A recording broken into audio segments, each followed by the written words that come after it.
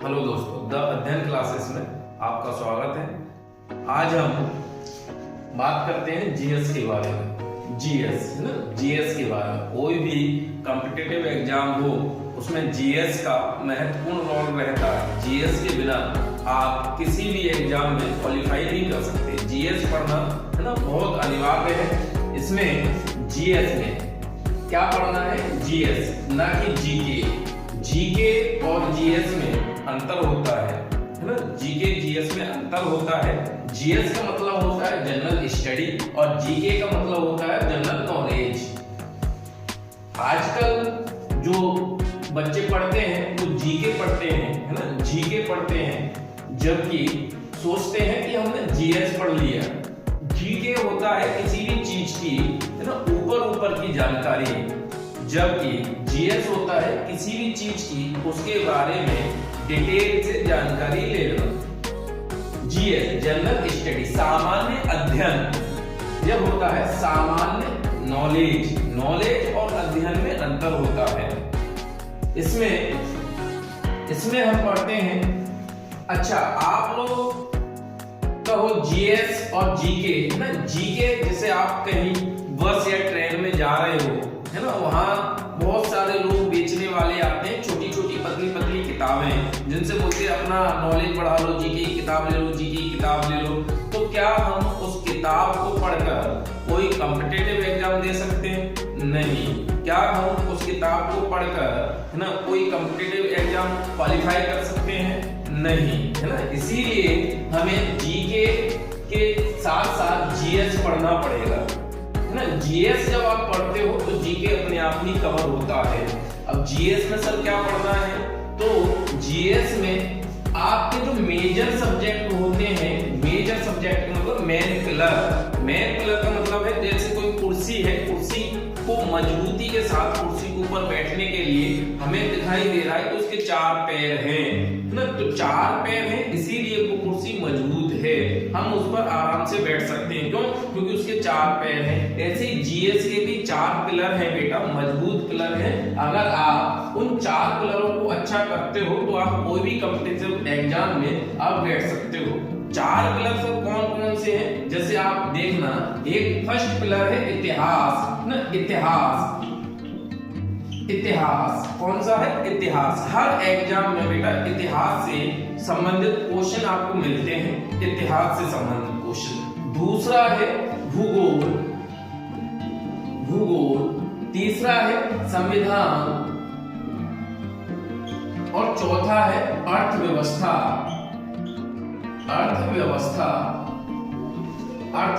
जो 4 major subject बोले जाते हैं, 4 मेजर सब्जेक्ट। इन सब्जेक्टों को अगर हम स्किप करके कोई कॉम्पिटिटिव एग्जाम देना चाहें तो मुमकिन नहीं है। जो 4 सब्जेक्ट ऐसे सब्जेक्ट हैं कि हर किसी को आने चाहिए, हर किसी को पता होना चाहिए इनके बारे में, है ना। और ये मेजर सब्जेक्ट है, मेन पिलर है जीएस के। इनके अलावा भी कुछ सब्जेक्ट होते हैं, लेकिन आप इन चारों को मजबूत करो, है ना, तो कोई भी कॉम्पिटिटिव एग्जाम निकल सकता है। इनके अलावा भी सर होते हैं, है ना, सब्जेक्ट जैसे आप लोग पढ़ते हो। इसके अलावा एक होता है विज्ञान। दूसरा होता है करंट अफेयर्स। चौथा होता है जिस स्टेट का आप पेपर दे रहे हो उस स्टेट का जीएस। जैसे आप एमपी का पेपर दे रहे हो तो एमपी का जीएस, राजस्थान का पेपर दे रहे हो तो राजस्थान का जीएस, है ना, उस स्टेट का जीएस। जिस स्टेट का आप पेपर दे रहे हो, जैसे आप कांस्टेबल दे रहे हो दिल्ली पुलिस, तो उस दिल्ली पुलिस में दिल्ली का जीएस के बारे में थोड़ी सी जानकारी होनी चाहिए। जैसे आप एमपी पुलिस कांस्टेबल दे रहे हो तो एमपी की जानकारी होना चाहिए।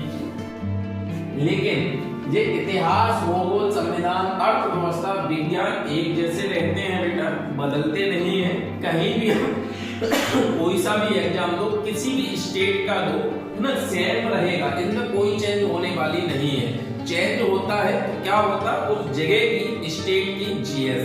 जैसे कभी क्वेश्चन आता है मध्य प्रदेश का सबसे बड़ा जिला कौन सा है क्षेत्रफल के आधार पर। कभी क्वेश्चन आता है राजस्थान का सबसे बड़ा जिला कौन सा है क्षेत्रफल के आधार पर। तो दोनों जिले के अलग अलग जिले होंगे, जैसे मध्य प्रदेश का सबसे बड़ा जिला है क्षेत्रफल के आधार पर सीपरी, जो अभी नया पांडुना बना है छिंदवाड़ा से अलग होकर, तो उसके बाद सीपरी आपका मध्य प्रदेश का सबसे बड़ा जिला बन गया है क्षेत्रफल के आधार पर। सीपरी से पहले हुआ करता था आपका छिंदवाड़ा। राजस्थान है ना, तो ऐसे ही क्वेश्चन आता है राजस्थान का, तो जब स्टेट जीएस पढ़ते हैं तो वहां पर आपको जो जानकारी मिलती है। लेकिन अगर जब हम इतिहास पढ़ रहे हैं तो इतिहास में अकबर के बारे में पूछा जाएगा, तो अकबर के बारे में एमपी में भी सेम रहेगा, यूपी में भी सेम रहेगा, राजस्थान में भी सेम रहेगा। संविधान के बारे में पूछा जाएगा तो बेटा राष्ट्रपति के बारे में पूछा जाएगा, है ना, या फिर आपको राज्यपाल के बारे में पूछा जाएगा, किस आर्टिकल में राज्यपाल हैं, तो बेटा सेम रहेगा। अर्थव्यवस्था भी सेम रहेगी, भूगोल भी सेम रहेगा। अब सर इतिहास में, तो इतिहास में भी बेटा आपको 3 इतिहास मेन रूप से पढ़ने होते हैं। 3 इतिहास कौन कौन से? पहला है प्राचीन, दूसरा है मध्य, तीसरा है आधुनिक भारत। जो 3 इतिहास है, इनके अलावा कई सारे एग्जामों में ना वर्ल्ड हिस्ट्री भी आती है, जिसे आप विश्व इतिहास बोलते हो। जैसे आप पढ़ते हो प्रथम विश्व युद्ध, द्वितीय विश्व युद्ध, अमेरिका क्रांति, ये है। इनमें कौन कौन से हैं आपको मैंने बताया 3 सब्जेक्ट इतिहास में। पहला है प्राचीन, दूसरा है मध्य, तीसरा है आधुनिक। ये 3 इतिहास के पार्ट्स हैं। आप देखो तो इंग्लिश में प्राचीन, एंशिएंट हिस्ट्री, मिडाइवल हिस्ट्री और मॉडर्न हिस्ट्री। आपको जो 3 हिस्ट्री कवर करनी होती है, लेकिन कई सारे एग्जामों में बेटा एक चौथी हिस्ट्री भी आ जाती है, उसे आप बोलते हो वर्ल्ड हिस्ट्री, है ना, विश्व इतिहास। जैसे आप विश्व इतिहास में पढ़ते हो अमेरिका की क्रांति, है ना, प्रथम विश्व युद्ध, द्वितीय विश्व युद्ध, तो वो होता है वर्ल्ड हिस्ट्री। लेकिन ज्यादातर एग्जाम में वर्ल्ड हिस्ट्री नहीं आती है ना, वर्ल्ड हिस्ट्री नहीं आती है। फिर भी अपन वर्ल्ड हिस्ट्री यहाँ पर देख लेंगे कि विश्व इतिहास है क्या, ठीक है, क्योंकि कई सारे एग्जाम में, ज्यादातर एग्जामों में नहीं आती। लेकिन जैसे आप मध्य प्रदेश कांस्टेबल का एग्जाम देखो, है ना, तो इसमें विश्व इतिहास है नहीं। एमपीपीएससी का प्री देखो तो उसमें भी विश्व इतिहास नहीं है, ठीक है। तो यहाँ पर जो 3 मेजर सब्जेक्ट है, उसके बाद अपन को पढ़ना होता है भूगोल। अब बेटा भूगोल में सर क्या क्या, तो भूगोल में भी 2 भूगोल होते हैं, एक इंडियन ज्योग्राफी, एक वर्ल्ड ज्योग्राफी। एक भारत का भूगोल है और एक विश्व का भूगोल है। तो यहाँ पर आपको भारत का भूगोल और दूसरा है विश्व का भूगोल। ये 2 भूगोल आपको पढ़ने हैं। संविधान बेटा पूरे भारत के लिए एक ही संविधान है। आप कहीं भी बैठकर पढ़ो, एमपी, यूपी, राजस्थान, उत्तराखंड, जम्मू कश्मीर, संविधान एक है बेटा। एक ही तरह के हमें आर्टिकल पढ़ने हैं। अगर यूपी में राज्यपाल पूछा तो यूपी में भी उसी आर्टिकल में राज्यपाल है जिस आर्टिकल में मध्य प्रदेश का राज्यपाल है, ठीक है। तो वो चीज है संविधान। पूरे भारत के लिए एक ही संविधान है, एक ही संविधान अपन को पढ़ना है। और अर्थव्यवस्था भी बेटा, इकोनॉमिक्स भी बेटा अपन को एक ही पढ़नी है। तो अपन को पढ़ना क्या क्या है, इतिहास में 3 इतिहास पढ़ने हैं, भूगोल में 2 भूगोल पढ़ने हैं, संविधान में 1 संविधान पढ़ना है, अर्थव्यवस्था में 1 अर्थव्यवस्था पढ़नी है। अब विज्ञान की बारी आती है, तो विज्ञान में बेटा आपको, है ना, 3 सब्जेक्ट मिलते हैं देखने को। विज्ञान में कौन कौन से सर, तो आपने पढ़े होंगे फिजिक्स, केमिस्ट्री, बायोलॉजी। जो 3 सब्जेक्ट होते हैं, फिजिक्स, केमिस्ट्री और बायोलॉजी, जीव विज्ञान, जिसमें से अधिकतर एग्जामों में जीव विज्ञान से क्वेश्चन पूछे जाते हैं, है ना, बायोलॉजी से क्वेश्चन पूछे जाते हैं। इसके अलावा हमें भारत का करंट पढ़ना है, वर्ल्ड का करंट पढ़ना है, और जिस स्टेट की हम तैयारी कर रहे हैं उस स्टेट का करंट पढ़ना है। इसके अलावा उस स्टेट का जीएस पढ़ना है। और उसके बाद हमें कुछ आर्ट एंड कल्चर के पोर्शन देखने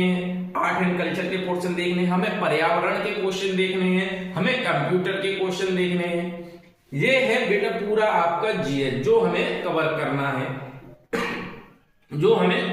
है, इसके इसके अलावा बेटा चाहे कोई सा भी एग्जाम हो, चाहे एमपीपीएससी हो, एमपीएसआई हो या एमपी कांस्टेबल हो, बेटा वहां पर इस जो मैंने बताया है वहां पर इससे क्वेश्चन जरूर आते हैं। जैसे आप देखते हो कि मैथ, रीजनिंग अनिवार्य है, किसी भी एग्जाम के लिए मैथ आना जरूरी होता है क्योंकि मैथ के कई सारे क्वेश्चन आते हैं। जैसे आप कांस्टेबल लो, एसआई लो, मैथ के क्वेश्चन आते हैं, है ना, रीजनिंग के क्वेश्चन आते हैं, जीएस के भी क्वेश्चन आते हैं। बेटा हमें अपना हर सब्जेक्ट को अच्छा करना है, एक के भरोसे नहीं हो सकता। आप सोचो कि हम मैथ अकेला अच्छा कर ले और मैथ के बल पर कोई एग्जाम क्वालिफाई कर ले, नहीं होगा बेटा, है ना। क्यों? क्योंकि सारे पोर्शन हैं बेटा, सारे पोर्शन है, सारे पोर्शन हमें अच्छा करना पड़ेगा। हाँ ये कर सकते हो कि इसमें जैसे हमें विज्ञान नहीं आता तो विज्ञान में फिजिक्स केमिस्ट्री को स्किप करके बायोलॉजी को अच्छा कर लो, है ना। जैसे हमें इसमें आपको 3 हिस्ट्री है, 3 हिस्ट्री में से हमें प्राचीन समझ में नहीं आ रहा तो प्राचीन में मेजर सब्जेक्ट पढ़ लो, सिंधु घाटी सभ्यता पढ़ लो, है ना, मेजर सब्जेक्ट पढ़ लो। मध्यकालीन में भी मेजर पॉइंट पढ़ लो। आधुनिक में, है ना, आधुनिक इंपोर्टेंट है, आधुनिक में हम बहुत ही कम स्किप कर पाएंगे, है ना, स्किप करने के लिए उसमें कुछ है नहीं। यहाँ पर संविधान, अर्थव्यवस्था सब अनिवार्य है बेटा, सब अपन को पढ़ना पड़ेगा। इसके अलावा मैं आपको बताऊं कि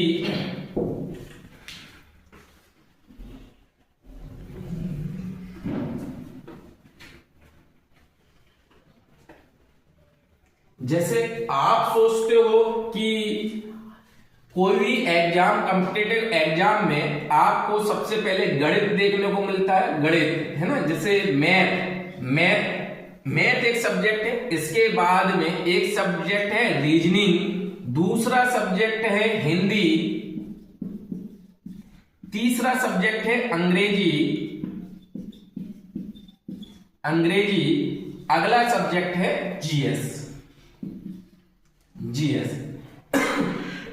हर एग्जाम में बेटा यहां से क्वेश्चन आते हैं, मैथ, रीजनिंग, हिंदी, अंग्रेजी और जीएस।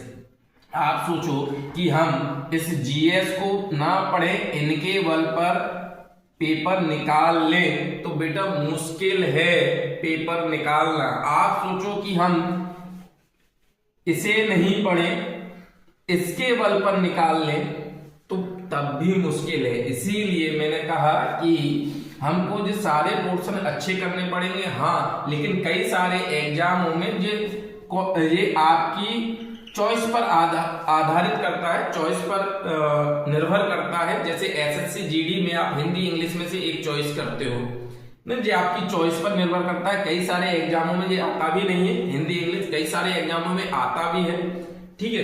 तो वहां पर एग्जाम के सिलेबस के ऊपर निर्भर करता है कि इसमें, लेकिन कोई भी एग्जाम हो, जीएस, मैथ, रीजनिंग तो अनिवार्य मिलेगा ही मिलेगा, ठीक है। इसके बाद में मैं आपको एक चीज और बताऊं,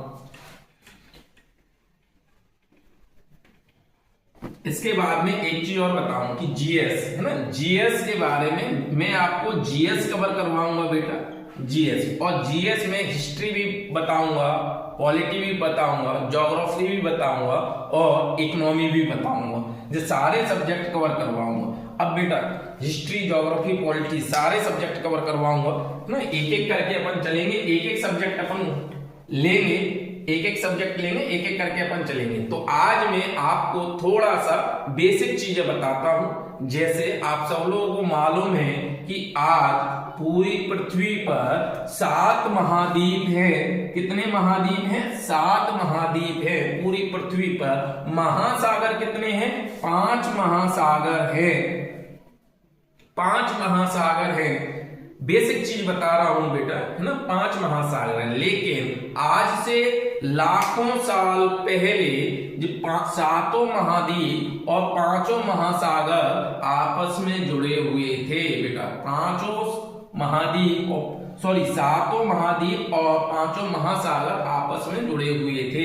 जैसे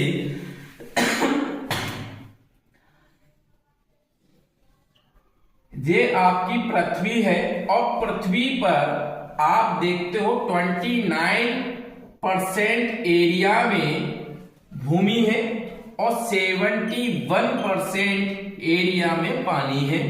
लेकिन आज से लाखों साल पहले जो 7 महाद्वीप आज आपको दिखाई दे रहे हैं, 5 महासागर आपको दिखाई दे रहे हैं, आज से लाखों साल पहले जो सातों के सातों महाद्वीप आपस में जुड़े हुए थे, जिसे भूवैज्ञानिकों ने, भू के जमीन के अध्ययन करने वाले लोगों ने इसको एक नाम दिया। इसका नाम उन्होंने अध्ययन के लिए, इसका नाम उन्होंने पेंजिया रखा। क्या नाम रखा? पेंजिया।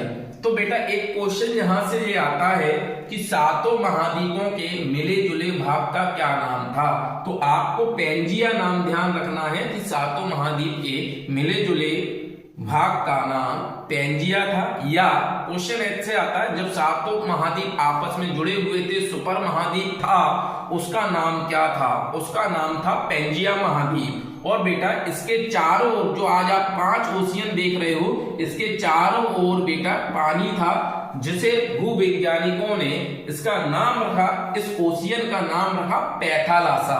क्या नाम रखा? पैथालासा। आपको जो दोनों नाम ध्यान रखना है, पैथालासा और पेंजिया। इसके अलावा आप एक चीज और देखोगे, एक इस पर सी भी था, एक ओशियन, और एक छोटा सा सी भी था, समुद्र भी था, जिसका नाम था तैथिस सागर। क्या नाम था? तैथिस सागर। इधर लिखता हूं, तैथिस सागर। तैथिस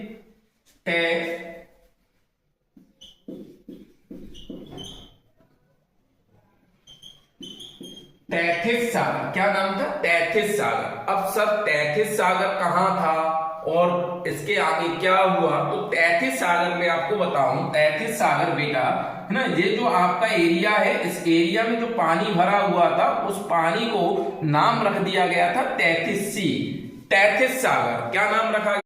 तैथिस सागर कहां था? तैथिस सागर ये आपके पेंजिया के बिल्कुल इसमें जो पेट अंदर को है, इसमें था आपका तैथिस सागर।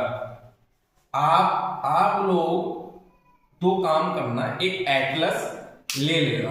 एटलस में देखना बेटा, जो मैं बता रहा हूं वो आपको एटलस में मिलेगा। कोई भी एटलस आप ले लेना, ऑक्सफोर्ड का या कोई भी जो आते हो वो एटलस लेना, और उसमें आप देखना, वहां पर जो मैं आपको बता रहा हूं वहां आपको मिलेगा पेंजिया मिलेगा, पैथालासा मिलेगा, तैथिस सागर मिलेगा, ये आपको सब उसमें एटलस में मिल जाएगा। ठीक है, तो एक बार एटलस आप जरूर खोल कर देखना। अब बेटा पेंजिया, तो यहां पर ये था तैथिस सागर। जैसे आप लोगों ने देखा होगा कि अगर जमीन में कोई दरार आ जाती है या दीवार में कोई दरार आ जाती है और उस दरार में पानी जाता रहे, है ना, पानी जाता रहे, तो वो दरार समय के साथ धीरे धीरे बड़ी होती जाती है। जैसे गांव में खेतों में देखा होगा कि खेत सूखने के बाद उन्होंने खेतों में दरार पड़ जाती है, और उस दरार में बेटा हम लोग अगर पानी डालना चालू कर देते हैं, जैसे ट्यूबवेल का पानी उसमें छोड़ देते हैं, तो वो दरार इधर से और इधर से दोनों तरफ से कटने लगती है, वो दरार धीरे धीरे बड़ी हो जाती है। तो बेटा यहाँ भी कुछ बल, चंद्रमा का बल लगा, कुछ सूरज का बल लगा, कुछ पृथ्वी का गुरुत्वाकर्षण का बल लगा, और कुछ इस पानी का बल था। ये पानी बेटा बार बार इस दरार में जाता रहा और यहाँ पर फ्लो कर बड़े जोरी से टकराता रहा। तो समय के साथ क्या हुआ बेटा, जो दरार है बड़ी होती गई, कभी इतनी बड़ी हुई, कभी फिर आगे चलकर इतनी बड़ी हुई, फिर आगे चलकर इतनी बड़ी हुई, और पानी फ्लो कर इससे टकराता जा रहा था, बार बार टकराता जा रहा था, और वो मिट्टी को काटता जा रहा था। और इसी के साथ में एक समय ऐसा आया बेटा कि जब पानी इसके आर पार निकल गया, अब जब पानी आर पार निकल गया बेटा, तो यहां पर आप देखना पेंजिया 2 भागों में टूट गया। कितने भागों? अभी तक एक ही महाद्वीप था जिसका नाम था पेंजिया महाद्वीप, और तैथिस सागर का जो पानी लोग करके टकरा रहा था, उसके कारण तैतीस सागर आज समाप्त हो चुका है। आज तैतीस सागर आपको नहीं मिलेगा। कभी कभी क्वेश्चन ये आ जाता है कि तैतीस सागर के अवशेष कहाँ पाए जाते हैं, तो आप बोलना, वहां पर आपको ऑप्शन में मिलेगा कि जहां आज हिमालय पर्वत है, हिमालय की तलहटी में कभी 33 सागर हुआ करता था। हिमालय की तलहटी में कभी 33 सागर हुआ करता। 33 सागर खत्म हो चुका है। 33 सागर के अवशेष हिमालय की तलहटी में पाए जाते हैं। तो बेटा यहां से 33 सागर खत्म हुआ और पैंजिया को दो भागों में तोड़ दिया। अब पैंजिया दो भागों में टूट गया तो बेटा जो नॉर्थ उत्तर दिशा वाला जो भाग था और जो दक्षिण साउथ दक्षिण दिशा वाला जो भाग था, उनके अलग अलग नाम रख दिए गए। जैसे उत्तर वाला जो भाग था उसे आप एटलस में देखना, आपको मिलेगा लॉरेशिया। इसका नाम रख दिया गया लॉरेशिया, या इसे एक अन्य नाम से भी जानते हैं अंगारा लैंड। लॉरेशिया या अंगारा लैंड। और जो नीचे वाला जो भाग था इसका नाम रख दिया गया गोंडवाना लैंड। क्या नाम रख दिया गया बेटा? गोंडवाना लैंड, है ना, गोंडवाना लैंड। तो कभी कभी एग्जाम में क्वेश्चन ये आ जाता है कि भारत का प्रायद्वीपीय भाग, भारत का प्रायद्वीपीय भाग, ये आपका प्रायद्वीप है। प्रायद्वीप किसे कहते हैं? प्रायद्वीप किसे कहते हैं? प्रायद्वीप को इंग्लिश में बोला जाता है पेनिसुला। इंग्लिश में बोला जाता है पेनिसुला। अब मैं बोल रहा हूं प्रायद्वीपीय भाग, तो प्रायद्वीप का मीन्स क्या है? आकृति कैसी भी हो बेटा, लेकिन अगर उस जमीन के तीन ओर पानी है तो वो प्रायद्वीप है। क्या है? प्रायद्वीप। अगर तीन ओर पानी है, एक दो तीन, तीन ओर पानी है तो प्रायद्वीप है, पेनिसुला है। इसके तीन ओर क्या है? इधर आप देखना बे ऑफ बंगाल है, बंगाल की खाड़ी है, इधर हिंद महासागर है, इधर अरब महासागर है। ऊपर क्या है बेटा? ऊपर जमीन है। तो इसीलिए ये क्या है आपका? क्या है ये? प्रायद्वीप है, पेनिसुला है। तो बेटा कभी कभी जो क्वेश्चन आता है भारत का दक्षिणी भाग, भारत का प्रायद्वीपीय भाग, है ना, किस प्राचीन भूभाग का हिस्सा है? तो भारत का जो दक्षिणी भाग है, भारत का जो प्रायद्वीपीय भाग है, वो कभी यहां हुआ करता था गोंडवाना लैंड में, है ना। तो भारत का प्रायद्वीपीय भाग गोंडवाना लैंड का हिस्सा है। कभी जो क्वेश्चन आ जाए कि भारत का प्रायद्वीपीय भाग किस प्राचीन भूभाग का हिस्सा है, तो आपको बताना है गोंडवाना लैंड का हिस्सा है। ठीक है। तो अब क्या हुआ? ऊपर वाले हिस्से को, जो पैंजिया का नॉर्थ वाला पार्ट था, जो उत्तर वाला भाग था, उसको आप लोगों ने अंगारा लैंड या लॉरेशिया नाम दे दिया, और जो दक्षिण वाला भाग था उसको आप लोगों ने गोंडवाना लैंड नाम दे दिया। अब आगे चलकर समय के साथ बेटा इसके भी टुकड़े होते हैं और इसके भी टुकड़े होते हैं, दोनों के टुकड़े होते हैं, और जो दोनों के टुकड़ों में से 7 टुकड़े होते हैं और 7 महाद्वीप बनकर सामने आ जाते हैं। जिसे आज आप एशिया, यूरोप, ऑस्ट्रेलिया ना ये नाम से जानते हो। तो 7 महाद्वीप इन दोनों से मिलकर बने हैं, सॉरी इन दोनों से अलग होकर बने हैं, टुकड़े होकर बने हैं 7 महाद्वीप। ठीक है बेटा। तो यहाँ पर आप लोग, और बेटा यहाँ पर मध्य प्रदेश से भी एक क्वेश्चन आता है कि मध्य प्रदेश किस प्राचीन भूभाग का हिस्सा है? तो मध्य प्रदेश भी बेटा गोंडवाना लैंड का हिस्सा था। ठीक है। भारत, तो भारत का प्रायद्वीपीय भाग किसका हिस्सा है? गोंडवाना लैंड का। कभी कभी एग्जाम में ये क्वेश्चन आ जाता है कि मध्य प्रदेश किस प्राचीन भूभाग का हिस्सा है? तो वो आपको ध्यान रखना गोंडवाना लैंड का, है ना, किसका हिस्सा है? क्योंकि मध्य प्रदेश भी भारत के बीचों मध्य में है, तो मध्य प्रदेश भी गोंडवाना लैंड का हिस्सा है।